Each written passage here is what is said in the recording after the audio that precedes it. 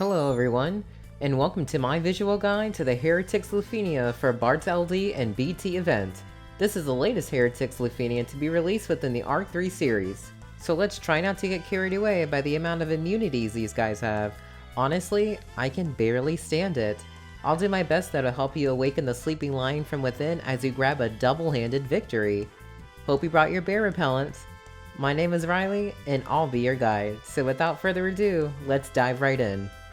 We start off our fight with the typical boss fight that we witnessed back within Chiron's Lost Chapter. However, these bad boys have some extra sauce to them this time.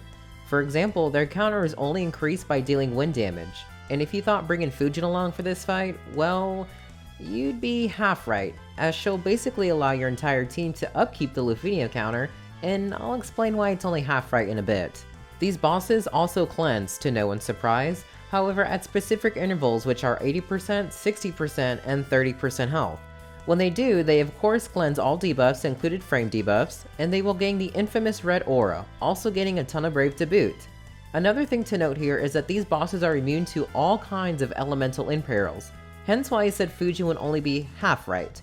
Since the boss is weak to melee and range attacks, Fujin will be hitting weakness without a problem, but your teammates will just be doing regular damage. Unless of course they are ranged and melee as well, then they'll be hitting weakness damage of course, but it won't be from the enchant that Fujin provides, so just keep that in mind when you are building your teams for this Lufenia fight. As we dive more into the fight, you notice that Kadaj is surprisingly doing very well here. His EX provides instant break for the red aura, which is how you cancel it to allow your team to hit regular brave damage, by the way.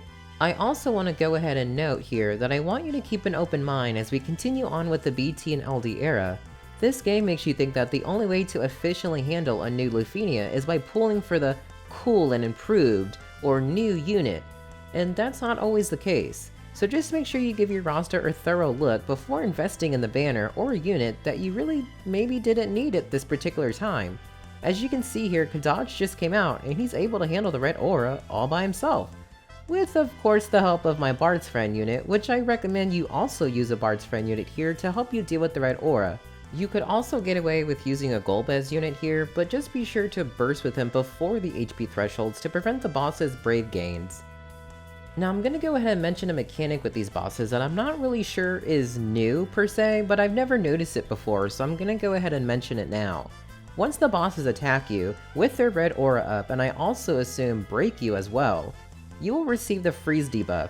In testing, I was only able to encounter this debuff once, so take that as you will. But it's just like Setzer's debuff, meaning you cannot gain any brave at all, so just be careful when you see this happen, as my Paladin Cecil and Squall were basically sitting ducks, not to mention this drastically hurts your overall DPS, and for a fight with a turn count of 70, you're gonna need all the DPS you can muster out. This isn't a hard reset though. If you do happen to get this debuff, just be prepared to really push out the big damage once the debuff is lifted. Alright, as we continue on, you'll notice that Squall has complete focus on just one boss, while my Paladin Cecil and Kadaj are just chipping away at their leisure to the second boss. I'm doing this because killing one boss doesn't do anything detrimental to the other surviving boss, so if you want to burst down one, you're more than welcome to do so, especially if you have a strong friend unit in the back like my Bartz, who was able to deal a ton of damage to the boss that is left behind, catching him up just before the end of the fight. If you don't happen to have this particular team comp that I'm using here, you can definitely take the Gladio approach here. Or you can also use Garland, Lightning, Cloud, though keep in mind these bosses can only be delayed by breaking them, however these bosses can have their turns deleted, so take that as you will. You can also use Nine, Fujin, Ramza, Gabron, Aerith, and Aranea. As you continue on with the duration of this Lufenia fight, you'll notice that the most troublesome thing to worry about is probably going to be that turn count. But try not to focus too heavily on the turn count when it comes to these Lufenia fights. Just go in for the first time and deal as much damage as you can, and if you happen to notice that the turn count is something that needs to be adjusted, simply hold out for your friend unit to a particular point. You'd be amazed how helpful that is in adjusting your turn count. Same thing with holding out on your summon or burst to a particular time. Follow these examples and you'll have these bosses down in no time. And there you have it, 2 dead grizzly bears. Be sure to join me next time as we take on the next Lufenia fight together. I will say this though, guys. Having Bartz for this fight makes it no pushover at all. Kinda crazy when you think about it.